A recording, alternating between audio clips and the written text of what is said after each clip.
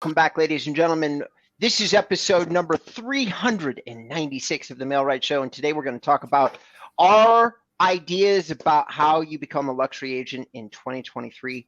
Jonathan Didwin, my amazing co-host, is the host of the WP Tonic Show. He's the host of another show whose name I haven't quite nailed down yet, but it's the Money Machine, something like that. Membership Machine Show. Membership Machine Show. And he is also the original founder and the original creator of this show, though we are now partners in this show. So please, John, do us a favor and introduce yourself to our audience for those that may not know you or have forgotten. Unforgettable, I think. For all the wrong reasons, I'd imagine. Thanks, folks. I'm the joint founder of mail-right.com. We have a great platform, great value, and you get great design. It's a real competitor to Real Geeks or Sarah Interactive, packed with features and a CRM and loads of other juicy stuff. Back over to you, Robert. All right, ladies and gentlemen, my name is Robert Newman. I am probably one of the world's most experienced real estate online marketing consultants. And if you want to check me out, go to inboundrem.com. We are going to get into, I think, the experience that we both have, but me in particular, are really going to carry the weight of this particular show. I've been doing business with luxury agents since 2007, 2008. And I've actually watched a number of agents transition their career. I've certainly had long conversations with some of my clients about how they transitioned their career originally. That's where these ideas come from. So, ladies and gentlemen, without further ado, let's get into how do you become a luxury agent. Now, first of all, John has his number one, elevate your brand. Now, I think that it's important that people understand that I talk about informational branding a lot. So I'm gonna share my view on this, and then John, I'm gonna ask that you share like more the traditional branding viewpoint, if you wouldn't mind. Yeah, right. Okay. Yep. So from an informational branding perspective, you want to go on to the places that you can share probably video and pictures and images and things like that, because informational branding is more about how you equate yourself, like through visual or audio mediums, like something that's multimedia, and how do you make yourself relevant for luxury? Well, that's not all that difficult to understand. It may be difficult to execute, but you would go on to Instagram and take pictures of the kinds of homes that you'd want to represent, the kind of neighborhoods that you'd want to represent. And then you talk about them. Now, if you're doing informational branding, doing my type of branding, what you would do is you'd go to the county recorder's office, look in the neighborhood, find 2 or 3 homes that really interested you after looking at all the people that own the homes. Informational branding is about telling the story of hyper luxury property. And just to give everybody here an example, I was on a guy's website that is a luxury agent, Orange County. He only has 4 properties listed there right now, but all of them are 40 million plus. And each one he had written and had a video story on. Each one he's in front of the property, usually lounging around somewhere where the camera catches a really good view of the property. And I don't know if they're his exclusive listings or not, but I would guess not. He's just decided that he's going to represent only $40 million plus properties. He's sitting there in one case, on a bench that's in front of the property, and he's casually talking about all the people that have owned the property in the past. Funny enough, Rob, I can see you on a couch in front of a $40 million property. Thank you, John. Thank you. And what drink would be in your hand, Rob? Oh, probably just another one of these energy drinks, just like the one I have here. They change, John. I don't have a single brand. They always, I go through the gambit.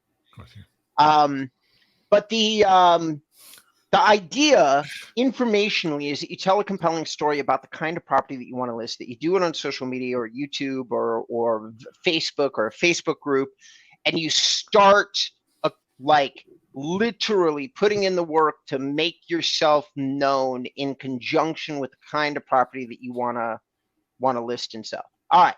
That's the new agey online marketing digital kind of approach. John, what do you think the other side of it is, like elevating your brand? What are the other things that you could do like that might be more traditional?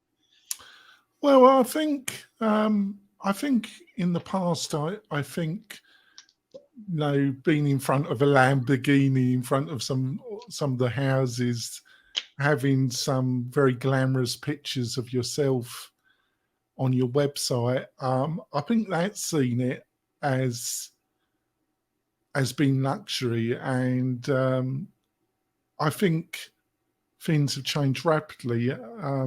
I think in some ways it's probably easier to get your foot in the door by video, by Instagram, YouTube, by being able to produce a lot of video around the type of properties, and listening to this podcast, listening to you. But I think the more traditional methods is door knocking, is maybe going in these, you know, the 40 million, that doesn't work at all. The only way that's going to work traditionally, if you're able to go to some events or be part of an organisation where those type of people our members are involved with, and just building some kind of relationship with those type of people on a lesser scale, but in the lower end of the luxury thing, maybe door knocking and that type of approach. Because Tom Ferry, one of his most popular videos on his YouTube channel, is a lady based in Southern California. It's about 5 to 6 year old video, done at one of his great conferences. And that's how she built her book of business, by going, it's a coastal town, and she just built it up through consistent door knocking. And it's one of the most favorite popular videos on his channel. You don't remember her name, do you? No, I don't actually. I can see her in my mind and that, but is she Asian? No. Okay. No, okay. No. Interestingly enough, that's not the only client that has done that. So these are two people I've done business with. And Jackie Thompson has also done door knocking in a community here in Orange County called Shady Canyon. Shady Canyon lists between 5 and 10 million, and Jackie currently is top 20 in the state of California.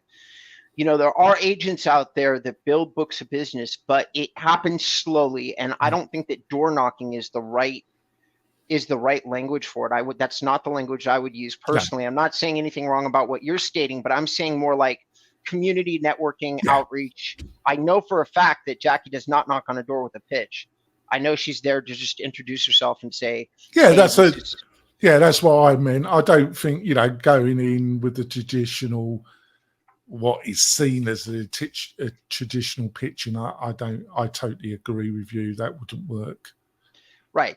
And another thing about Jackie is that she worked hard and moved into the community that she decided to target, and then owned the community that she decided to target. It was a genius marketing plan, one that she worked towards. I think, I don't know this for fact, but I think she worked towards it for a while. And I don't know if she backed into it or if it was planned, but I'm gonna say, for the sake of this podcast, that I would like to think that it was planned, that she knew that this was an area that she loved, and that she decided to move into it, and then she owned the market. And by owning the market, she's seen huge success. And I have no doubt that she probably knocks on the door, and everybody that moves in or moves out, like I would. So I see no reason why she wouldn't. Tailor your content towards luxury communities in your market. So content, that is kind of what we talked about in number one. Okay, so tailor your content. Content is anything that you produce that is going to be visible for other people, including, by the way, PDFs, business cards. Like, there's a lot of different types of content that you can do. You've got non-traditional or online marketing, which is now almost traditional because it's so prevalent. And that's taking pictures and going out with your cell phone and sitting in front of, properties that are in the communities that you want, making sure that your content is geared. Like if you're going into Bel Air, as an example, you're going to want to take a picture of the Mount Olympus gates and things like that. For those of you who are located in California, it's a popular community, and everybody knows what these gates look like. So you're going to want to take a picture of the gates just to kind of like illustrate that you're getting into and out of these communities. Luxury communities, even Jackie's community, like any time you start talking about inventory that is in the top 3 to 4% of your marketplace, maybe 5%, my opinion about content is that it becomes very individualized, whereas most of us are not ever doing a huge amount of research or deep dive into a single property. When you start hitting that level of cost, you actually do need to know all the people that bought and sold the property prior to the person that you're speaking to. You need to know what other properties are available in the same community, and you need to know them like the back of their hand. And this is coming from Christoph Chu, who actually usually does have all of that information. If you go into Beverly Hills with him, he can generally tell you not only what's available, but he's generally been to that property and walked through it and understands it at an intimate level. How many bathrooms? What is the decor like?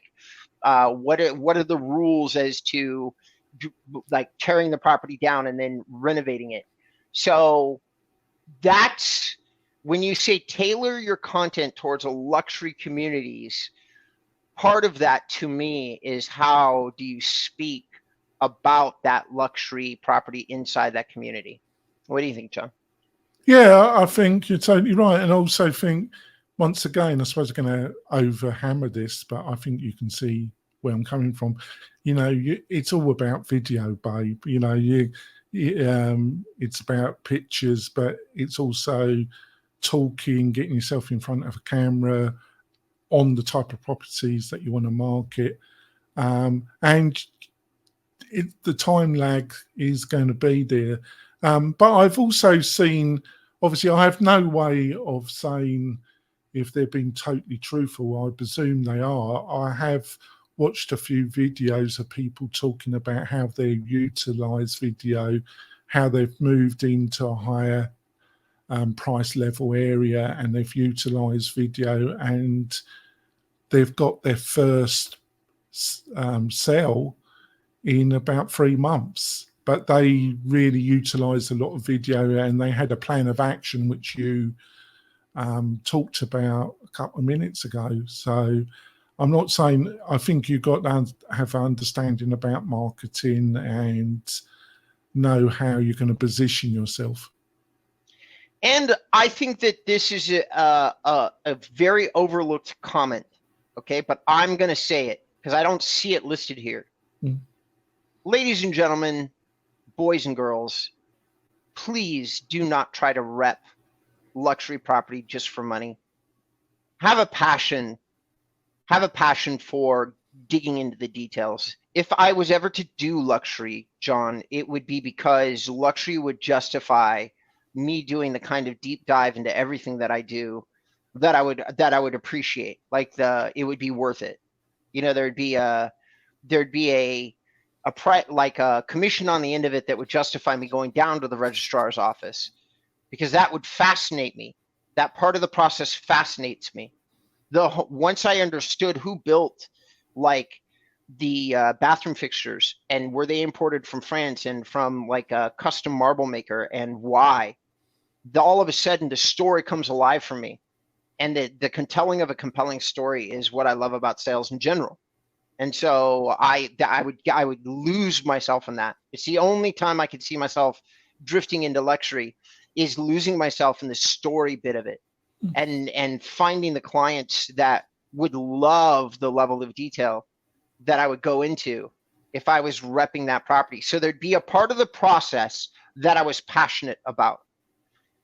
That is something that I've noticed inside all of my top luxury agents. There is part of the process that they are actually passionate about. Christoph loves going out and walking the properties. It's not a chore for him. Yeah. It's something that he appreciates and just gets off on. And so since he's passionate about it, it's part of his routine. And one, by the way, that I noticed that a lot of luxury agents struggle with, but not him, because I think that he loves it. Yeah, I see where you're coming from. I think it's time to go for a break, don't you think, Rob? Yeah, I do think you are correct. So, ladies and gentlemen, we're going to be right back. Do us a favor. If you're someplace that, if somebody shared this with you, please do us a favor, share it with other people. If you haven't already told other people about the Mail Right Show, we would really appreciate it if you did. And if you happen to be on a social platform of some kind, smash a like button, leave us a comment, tell us if you suck, tell us we're fantastic, tell us you've listened to all 396 of the shows.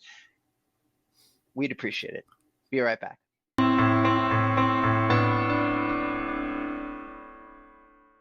All right, welcome back, ladies and gentlemen. This is episode number 396. We're talking about how do you become a luxury, our ideas for how you become a luxury agent in 2023. And I want to say, I think there's probably many, many different ways to become a luxury agent. There is the old tried and true way that everybody hates, by the way, which is you could be born into money, you could already know money, and you can basically, and by the way, one of my clients that I have listed on my website, somebody that I've done a lot of business with, or I'm sorry, that's not a true statement. Somebody that I've done some business with. She was not born into it, but she married into it. And so she was Real Housewives of LA and just all this, these different things. But the way that she got there was the person that she was married to. So there are other ways to do it. And that was Marissa Zanuck. Okay. So there's more than one way, and who's married to Dean Zanuck, who's really famous, like a really famous producer, so there's more than one way to get into luxury. We're covering how do you work your way into luxury?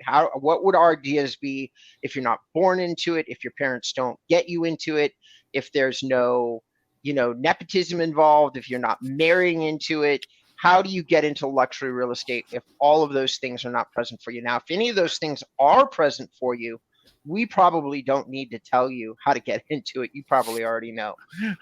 Well, the other traditional method, isn't it, is to be a buyer, a junior agent or buy agent for established luxury agent, isn't it, for a few years and just learn the ropes, isn't it? That's the other way, isn't it?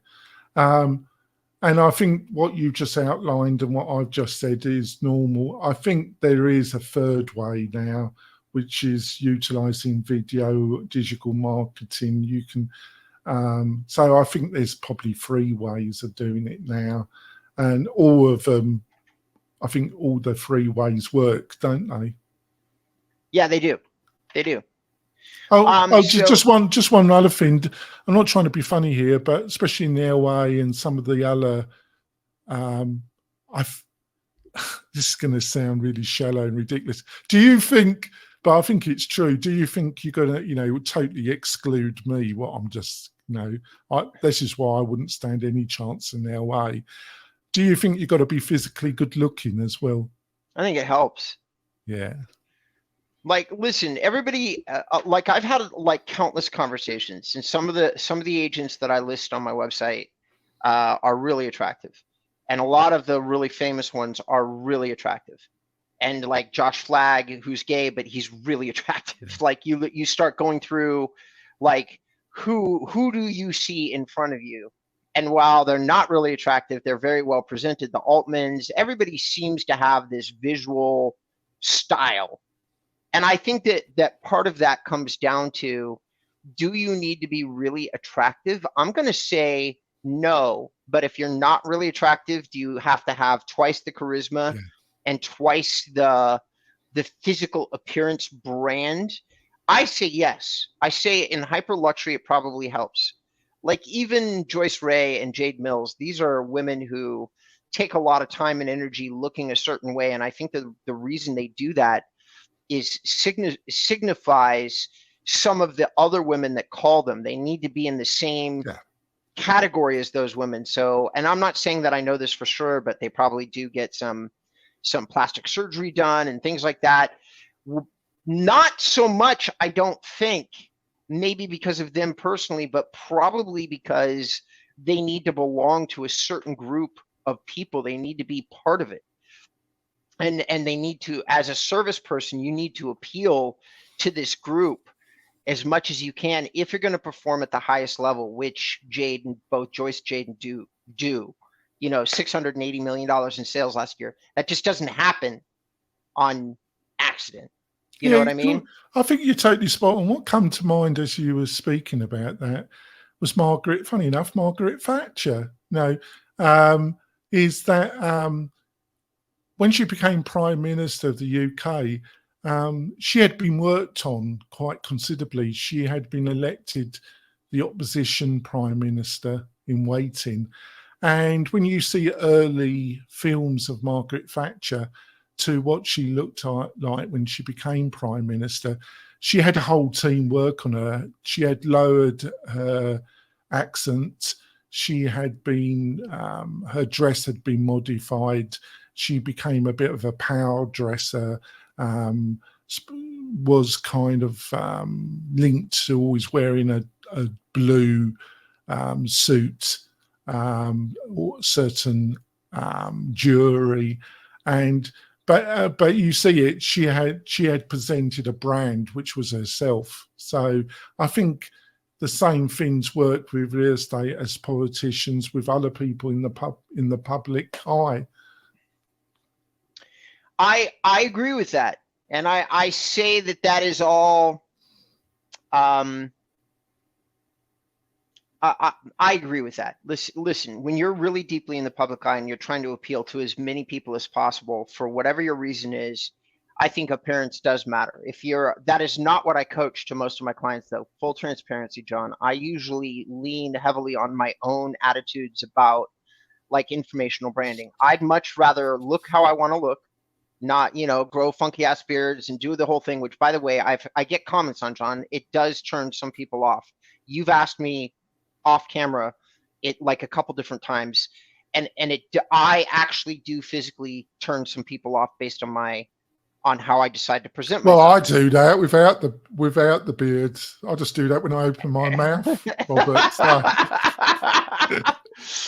But it's more important to me to like I make up for that in knowledge. So if you're a person that's going to get past appearance and go for, you're going to be amazed. You're going to be amazed, Robert. There are some people that don't appreciate my English humor, Robert.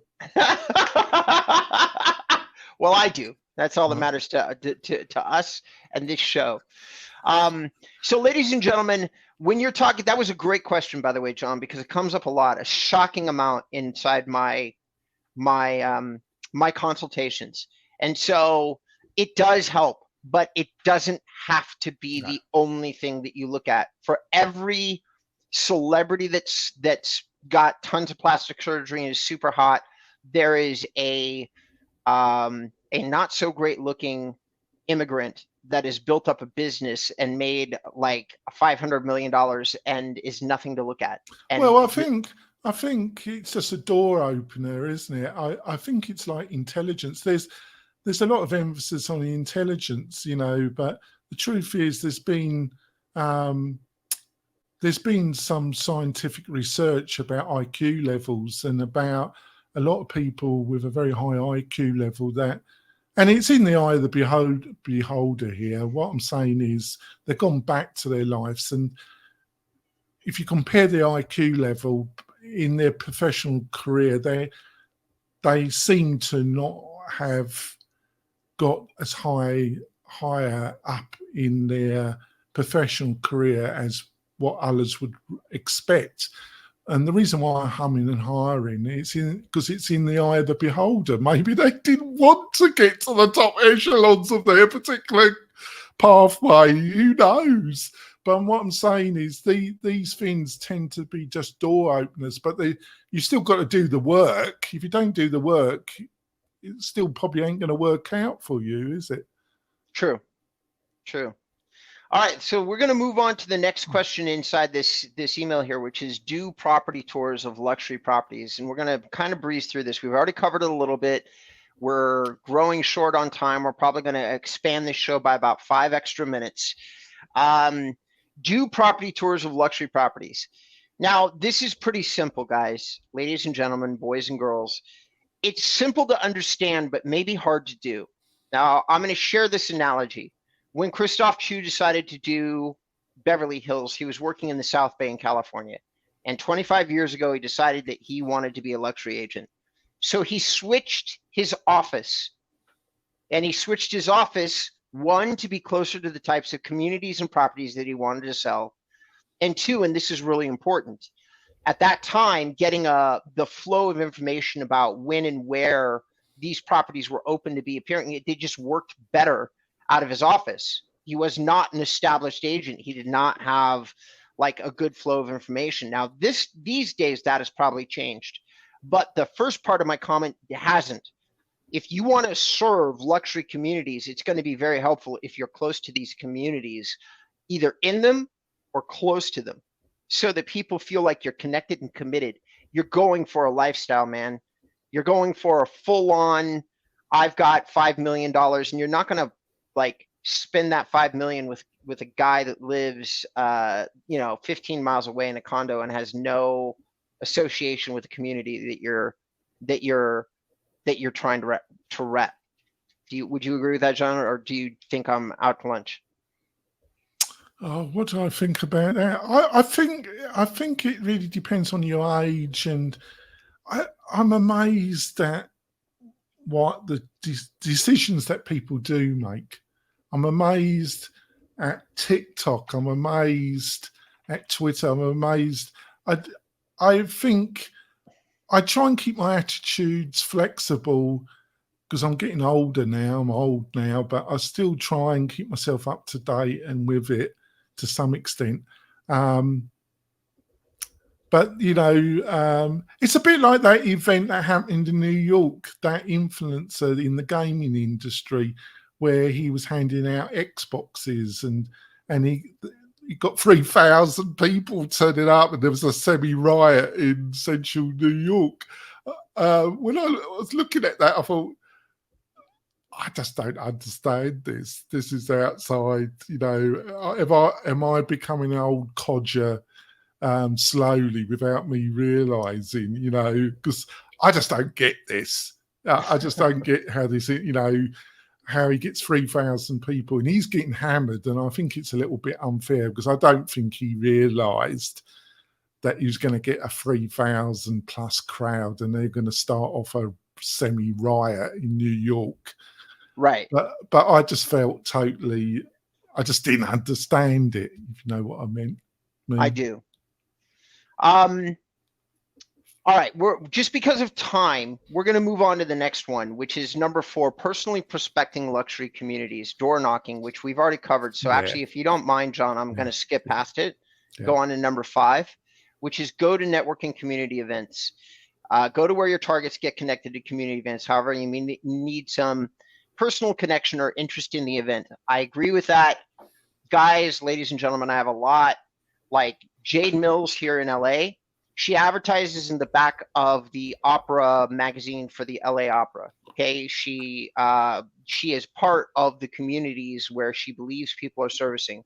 The guy that I'm mentioning, whose name is just escaping me right now, he mentions at the bottom of his website a proud member of the yacht club because he's repping Lido Island in Newport Beach, which is a coastal community. Okay, so he's a member of the actual yacht club. I wouldn't be halfway surprised if he had a slip himself. It helps if you're part of the same community activities that people in your luxury community are part of. I have had countless luxury clients come through, and I'm just going to list a few, John, so everybody knows. So I had a luxury client who does custom devved waterfront homes in the luxury parts of the Florida coastline. Her husband was a custom yacht builder. Okay, they synchronized their careers so that she repped the homes in the land and he built the yachts that goes on with it. Bit like I went out with a nurse that's the daughter of a funeral taker, but the mother was a hospital consultant. So it's a similar thing, you know. They died with her and he buried them. So that's my thoughts. What do you think about, like, how are you gonna approach the community or networking side of it, John? Well, I think you just put it really quite distinctly, because you don't waffle like me. But you know, like if you're dealing with $500,000 yachts plus, and you don't get that much for $500,000 when it's new, folks, because I used to be in sailing in the UK, but you know, different type of sailing. I have actually got a skipper license in the UK, as you know, Robert. Skipper license. Can you see me with a cat? Actually, I can actually, yeah, John. I thought you could. I totally could. Yeah, listen, I can as well. Funny enough, but there we go.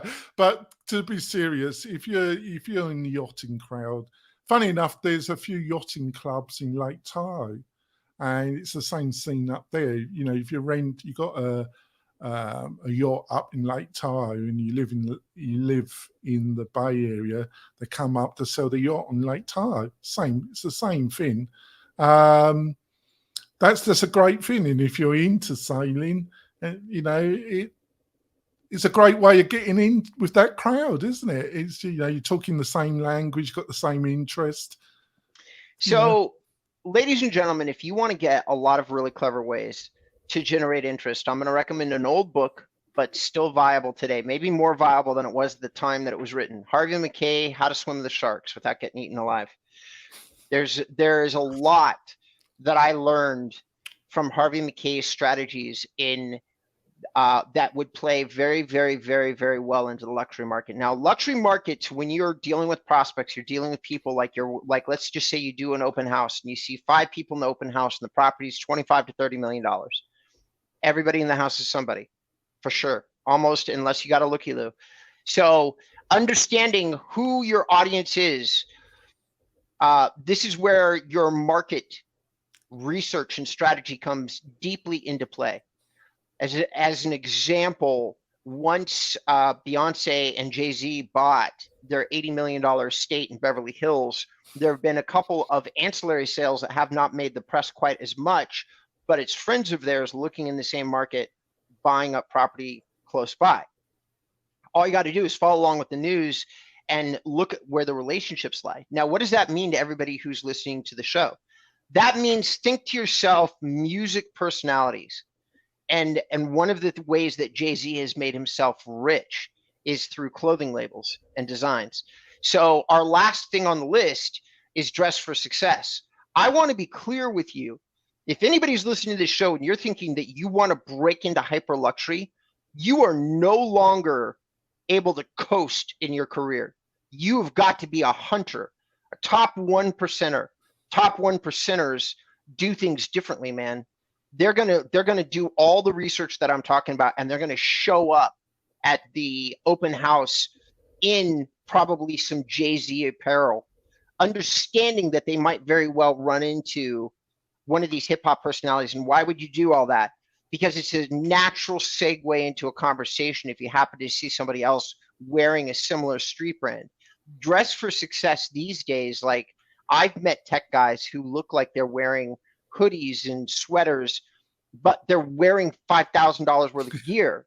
Like, you just don't know that the brands, unless you understand fashion, you don't understand that the brands that they're wearing, it's a $5,000 hoodie.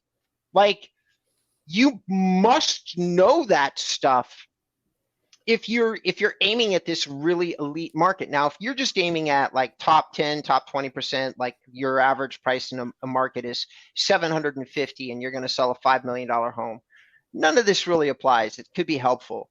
But if you're going to go for the top 1 to 2 to 3 to 4 to 5%, which is where most of my clients that are notable are, the level of what they do and how they prepare, we don't have enough time inside the show to note all that. They will research a client who's coming to see a property. Just see it. No commitment to buy.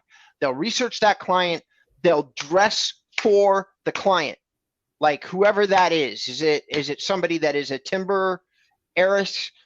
You know, they'll do research on that person, look at what they're wearing online. So I better get online and buy that secondhand $5,000 hoodie, had I? Yeah, well, if you were planning on doing business with a whole bunch of tech moguls, yeah, sure, maybe. Like if you're Yeah. doing business with Bankman-Fried, maybe. That's what I've got for Dress for Success. And I just wanted to go first because my like traditional thinking on Dress for Success is like, let's wear a suit. I think that's incomplete. It is Yeah. always good to wear a suit.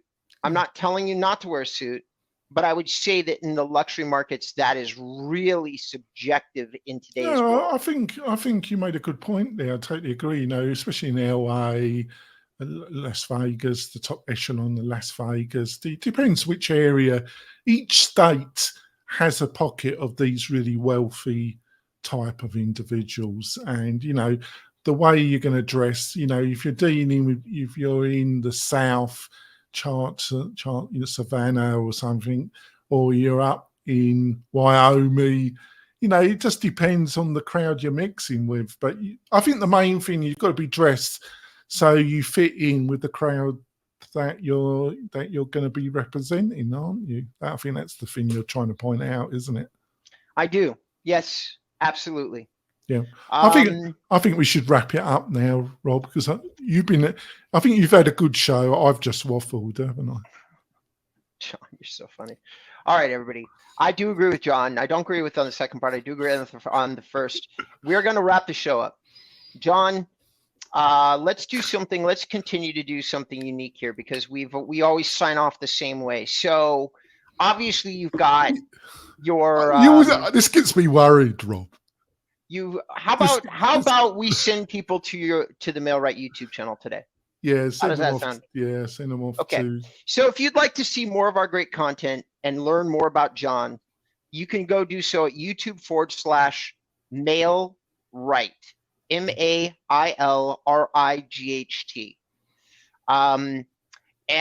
Unfortunately, John, one of the very few areas where I really deeply screwed up is my YouTube channel, which is actually Inbound REM Van Nuys. I thought that there might be some signaling for hyperlocal, and I was just curious to experiment with it. But of course, you can't change brand channels.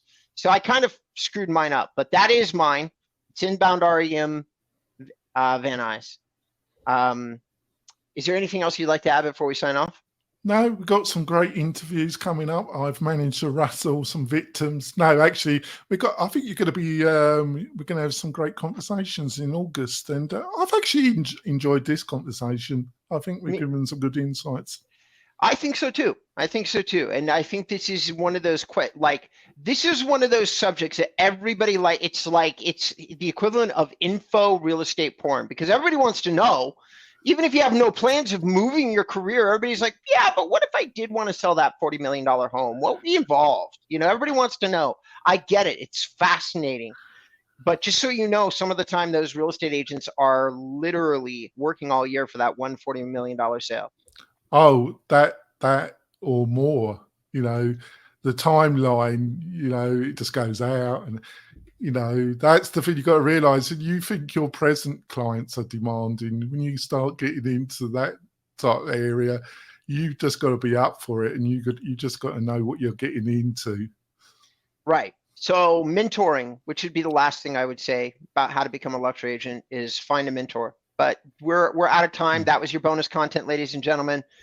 Maybe one of the show. You know, actually, before we do sign off, I think that, John, a show we've never done, we should do, is how to identify and acquire a great real estate mentor. That's well, funny enough, as you say, one of our guests, if he turns up, he said yes. I'm not going to tell you who it is until it's the end of this month. He's a top luxury agent in California. He's one of the top producers. And he's agreed to come on the show to give us his insights about luxury. Well, great. Well, we should ask him what it would take for somebody to get him as a mentor. Exactly. All right. Take us offline, man.